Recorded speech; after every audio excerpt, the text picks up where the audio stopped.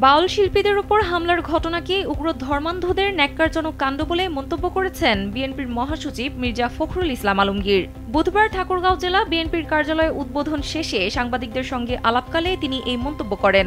তাদের উপর হামলার নিন্দা জানিয়ে মির্জা ফখরুল বলেন, বাউলরা বাংলাদেশের আবহমান গ্রাম বাংলার সংস্কৃতির অবিচ্ছেদ্য অংশ, যারা মাঠে ঘাটে প্রান্তরে বাউল গান গেয়ে বেড়ান।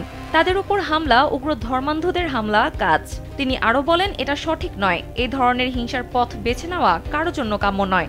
এই ঘটনার সুষ্ঠু তদন্তেরও দাবি জানান বিএনপির মহাসচিব। স্যান্ডেলিনা সো, রূপচর্চায় আভিজাত্য। সম্প্রতি দেশের বিভিন্ন জায়গায় বাউলদের ওপর হামলার ঘটনা ঘটেছে।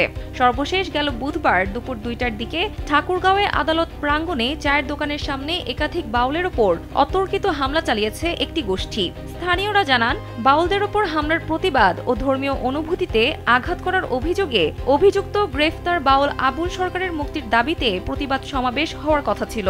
সমাবেশে অংশ নিতে জেলার বিভিন্ন উপজেলা থেকে বাউলরা এসে আদালত প্রাঙ্গণে সমবেত হচ্ছিলেন।